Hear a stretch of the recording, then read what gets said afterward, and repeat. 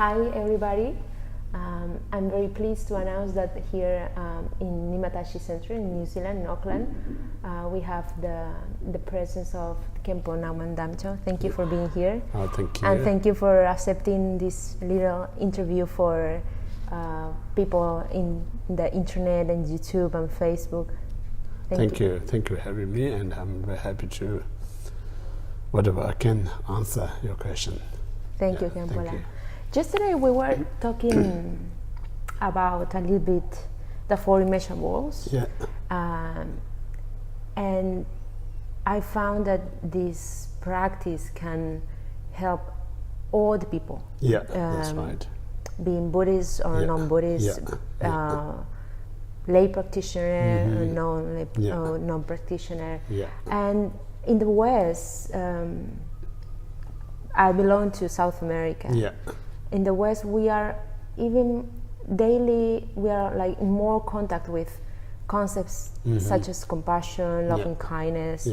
But I'm thinking that maybe we have a restricted concept and meaning of compassion. And the four immeasurables refers to compassion, loving kindness, joy, and equanimity, right? That's right.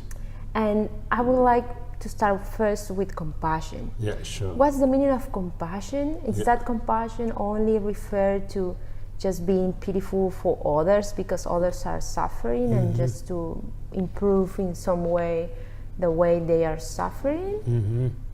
Okay. So answer you now? Yeah. Okay. So compassion is, we call the preventer of all things that we don't want, such as unhappy feeling, miserable feeling, suffering. So these things, as the Buddhists believe or proved, manifest out of negative thoughts, negative speech, and negative actions. So when we think this is something you're doing help to yourself, but reality, when you spend time with this negative attitude or personality, it's not doing any good things to yourself. It's just hurting yourself. So in this way, whether you are a religious person or not, whether you're from East or West, basically we all same. We all don't want to face any difficulties in our life. So only way to prevent that, so you need to have a kind of positive mind. There is many positive mind. One of the most powerful positive mind is when you feel these things, you really want to free from that state. In order to free, just mere wish is not going to going to be free this problem. So you have to recognize I'm in a state of negative. So this is a suffering to me. So I have to kind of somehow to stop being negative myself. And then second is no matter what I do, the difficulty that we don't want never end, keep coming one after another. Again, this is not just caused by someone that you have difficulties. It's not caused by because the environment factor your mind. Again, it's our own negative attitude that we keep creating one after another. So when you're creating cause, the result never going to end. So in this awareness, now it's not up to the other things to stop me to suffer or miserable. It's up to me. I need to change my mind. I need to change my speech. I need to change my actions. So change is like instead of being harsh and harmful to yourself, be kind and soft to yourself. So this is we call the compassion to oneself. Then same thing when you look out to others, they also face the same thing same as you. So this problem also created by many individual negative mind and speech and actions. So in this way, you wish the person realize things they don't want actually creating themselves. So once they're aware, they have the power to stop that. So this is we call the compassion. Compassion means not just feel pity or sympathy, rather wisdom to know the cause of the problem, and then you want to change it. So soon you change, the problem that you don't want not going to be there because there's no cause. So this we call the active compassion. So in this way, every one of us take responsibility to cultivate compassion. We are going to be most helpful human in this earth. At the moment, lack of compassion, we're hurting ourselves, we're hurting others, and we're destroying all the environment. And in the end, we all become like a victim of our own negative personality. So in this way, Buddhist prime practice is to change that negative attitude to positive attitude. So this is the most helpful. You were talking about yesterday that it's easier in some way to feel pity for the person who is, if we see a victim and a person who is making that victim suffer, it's in some way easier to feel pity for the victim. And you were talking about something really interesting that in some ways like have a bigger perspective, that the person who is committing that act is suffering more actually than the victim, right? That's right. So it's again, we human, we don't have a mind to see bigger picture. We only see the small picture. So when you look at the small picture point of view, for instance, somebody hurt me, then someone sees that, they're going to compassion to me, then anger to the person who is hurting me. But the reality, I get hurt by wrong action by others, but then he or she that committed action far more severe consequences. For instance, somebody come and steal my $10. It's going to make me a little bit upset.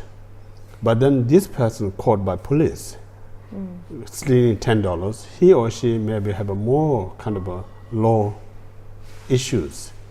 So it's kind of causing him or her more suffer. So this awareness, of course you should be compassionate both that I lost the money, the person who stolen to me, but if you compare which one to end of the day more suffer, the person who's stealing money from me more suffer than me.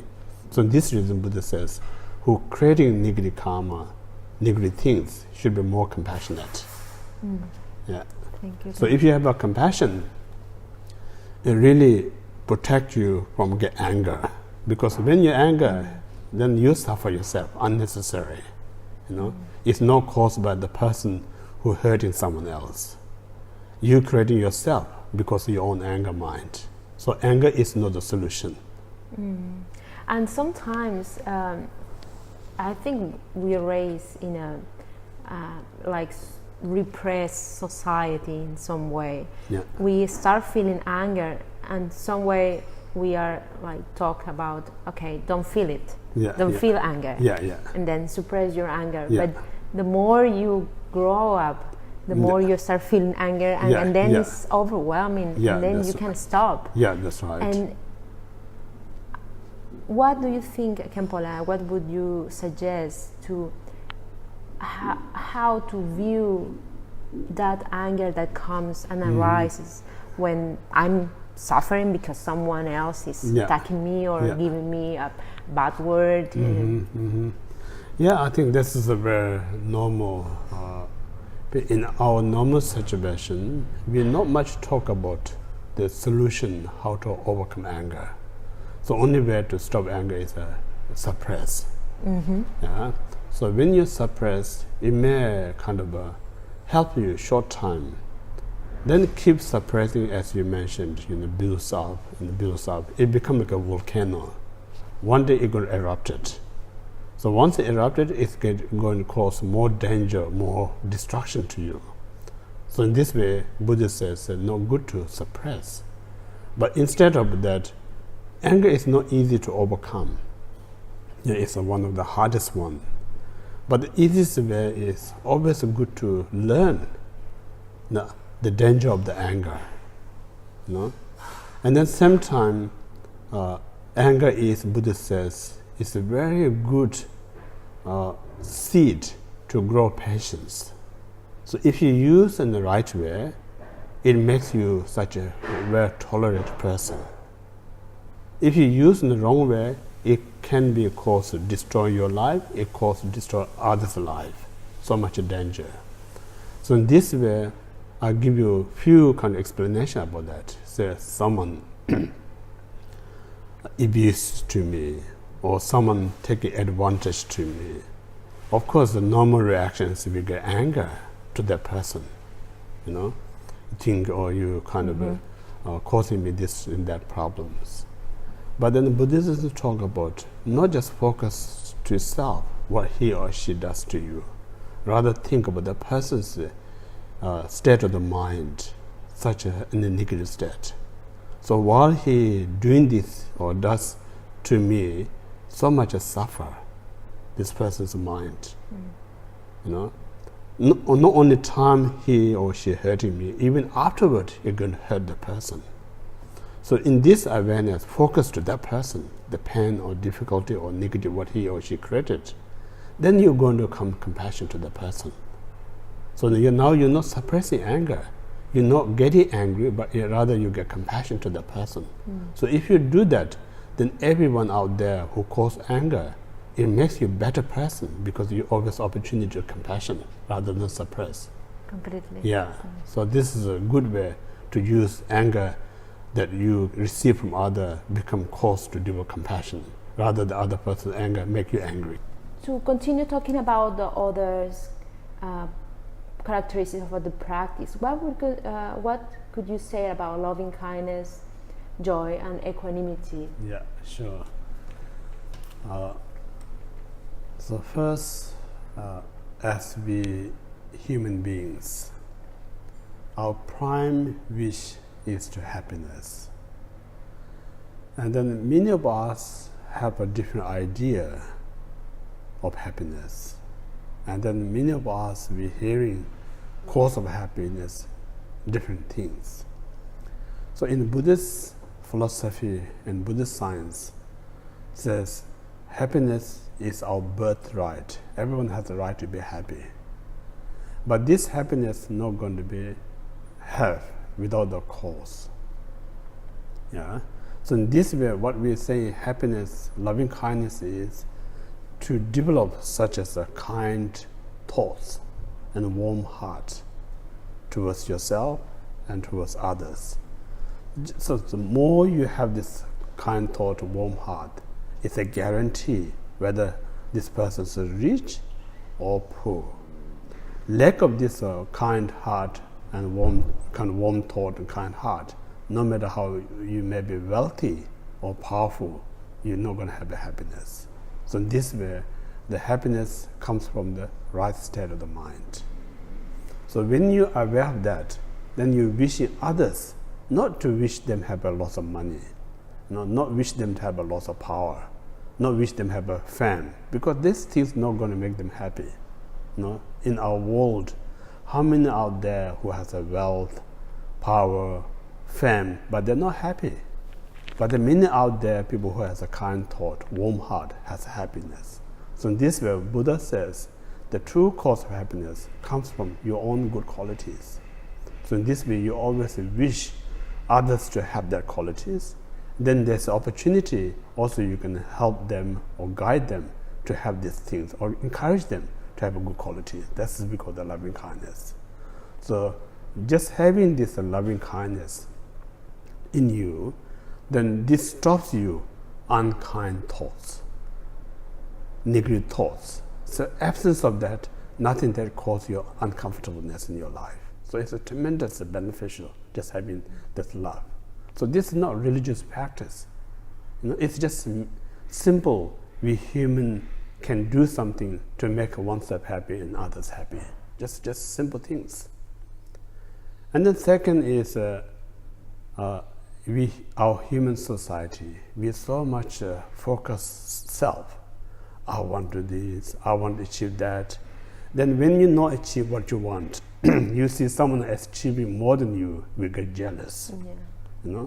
So this jealous is really we don't recognize how much it's hurting you, how much it disturbing your happiness.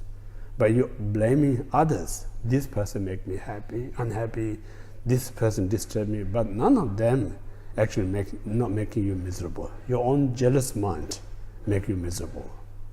So in aware of that, then we're saying, you just look others, whatever they have good things in their life, success of material wealth, looking good, doing nice things, rejoice about them. So just having rejoice for them is enough to make you feel happy. You don't need to do that much. So in this way, when you leave your house, meet someone or see something nice, always just be rejoiced. How beautiful these things. So just keeping that beauty in your mind makes the beauty of your life. That's what we call the rejoice. And then the last, equanimity.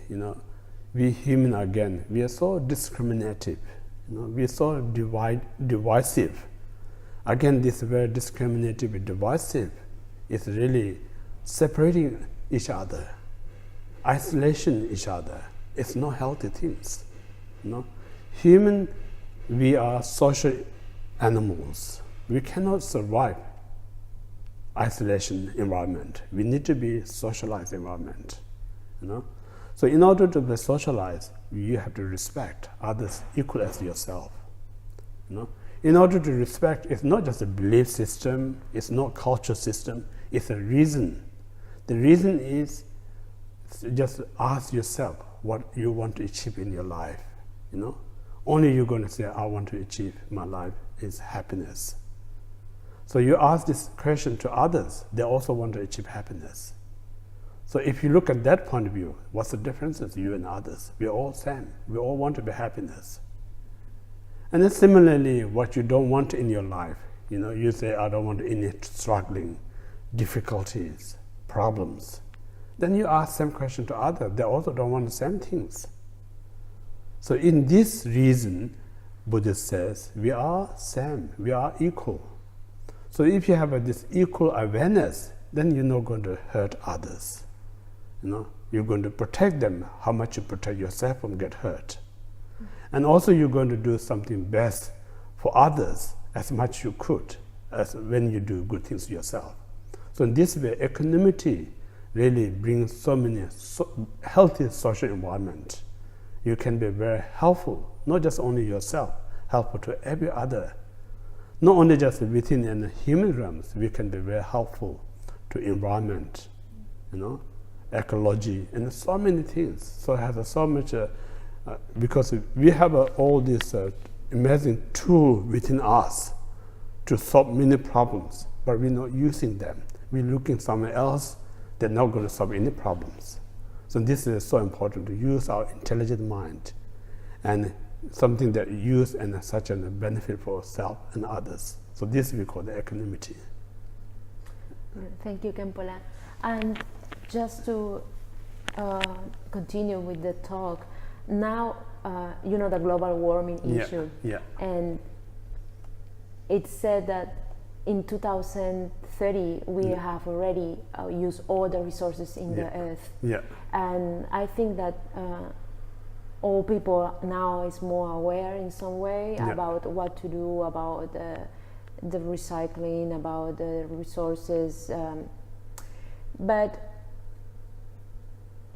in some way all the actions that we make outside from ourselves is kind of useless, right? Because as you said, the first action we should focus on is our mind. Yeah, that's right. I just wanted to know how, what advice can you give us to the younger generation that we are like kind of worried about what is coming in the few years, what we can do, because we are busy doing things outside, but maybe not too busy to look at ourselves, because in some way it's not easy to look at within ourselves. Yeah, that's right. That's a real issue, that concern about global warming climate change, and everyone's concerned, as you mentioned, in a few decades later, we're going to face many kind of challenge in this world. So, as a Buddhist perspective point of view, I may say two things. Just general global changing, always there. Always there, always, because nature of global is impermanence, keep going to change. No matter whatever we do, we cannot stop that change. It's going to happen, whether we accept or not. But what we can do is we're creating the faster the changes, because we created so much unnecessary pollution. We're creating unnecessary destruction in the environment. We can slow down. Because if you really practically look, world that we live in now is more than enough, everything resource. But our greedy mind feels like not enough. Yeah. So this reason is not practical. Impractically, we taking more than we need. So, and the earth, Mother Earth gets suffer. When Earth gets suffer, it changes kind of a climate. Climate can affect the global system. Then, and we also, what we call facing this challenge. So, only way to stop every one of us take responsibility to mind this mind, greedy mind. Think, look at your own house, your own life. Do I really lack anything in my life? Kind of coming back to your home, coming back to your mind. And then look around, I have more than enough for this life. Just satisfy what you have in your life. So this satisfaction is a good medicine, less greedier. So when you become less greedier, you're going to less disturb this Mother Earth. So when you're less disturbed, then you actually protect the global warming concern. You're protecting the climate change. So in this way, every one of us has a responsibility to really look after this mind. If you take care of this mind, be grateful, be appreciate what you have in life, then we actually look after these global systems. But at the moment, we're not looking after this mind. Then when we are not awareness how to look after this mind, we don't have any idea how to look after these global issues. Because I know many young generation really concerned, they're actively protesting. Yes. But these things are really small things can do, because we cannot stop all generation about the destructions. Now, within the young generation, we need to educate. Only best way to stop global warming is every young people have less. Whatever they have in their life, be grateful. So you can change the world. But just protesting the old generation, nothing can do about it, too late. And in some way, when we take a position, for instance, like being vegetarian will save the world. Yeah. And we are so angry with the people who are not vegetarian, and we are creating more division, or people that are minimalists with people who does not care. We are constantly fighting. I have that impression that fighting, but because we don't know how to not fight. Yeah, that's right. Yeah, I think if you think about simple kind of a solution point of view, it's nature when somebody out there kind of causing these issues, then you know this is not right, you want to stop them. So you have intention, good intention, to further destruction of this world. The method that you see is not the right one. Because anger, the reason you want to stop them, because these things cause a challenge to everyone. That's the main reason. But then when you get anger, also creating another problems. That's not the solution. You're doing same thing but in different ways. So this way I say the best solution is to be out of compassion, out of loving kindness. So I believe it's like, again, in a young generation, you use this energy and power to educate all young friends. We have to think more positive. We have to do in more positive things. If you can change, you are the border to can change the world in future generations. You are the role model in future generations, because all generation is kind of too old now. His Holiness Dalai Lama always says, we are now old, cannot do that much. If longest we may live 10 more years, very little can do. But you guys are going to live much longer, young generation. So more you put hope in you, not put hope to the older generations. Yeah. So in this way, I think again, I usually call the mental vegetarian is more important than food vegetarian. Yeah. So mental vegetarian means like you don't have any negative thoughts to anyone. Even they're doing wrong things, we should be compassionate. So this mind vegetarian is more healthier than food vegetarian. Beautiful. Yeah. Well, Khenpo, I think we have completed that time. Thank and you. I would like, just if you have any further suggestion, recommendation, advice for principally, I think, people that is on the Facebook, YouTube. Yeah. We are constantly looking things. Yeah.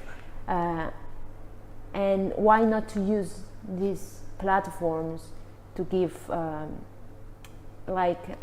seed of light, to just get interested in something and then continue looking. And then I would like you, if you have any final recommendation, advice, something to say to all the people that is behind the scene. Sure.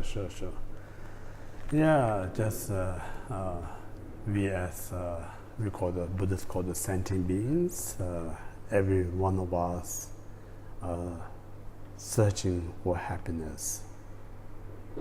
And that point of view, we are no differences. But we're looking happiness in the wrong place. Out there, you do something, you get something which seems like make us happiness. But Buddhism says there's no such an external place you can find lasting happiness. The more you go out and search, the more you get, actually it's increase your desire mind. The desire is not kind of make you happy, rather make you more miserable. So in this way, Buddhism says the place to search happiness within in your mind. So what mind you being help you to be happy is just realize how fortunate be born as human beings, how fortunate things that you have more than enough. So just satisfy, be simplify, be humble. So if you have all this positive satisfaction, gratitude in your life, these things give you more happiness than having so much material gain. So in this way, I encourage or advise the young generation, more take care of your mind. Make your minds more useful. Make your minds more kindness. If you make this youthful and kindness, then you're going to remain always in a young and a youthful state. So, and wish you all healthy and happy. May you find the peace all the time. Thank you very much. Thank you, Khenpo, for being here. Thank you.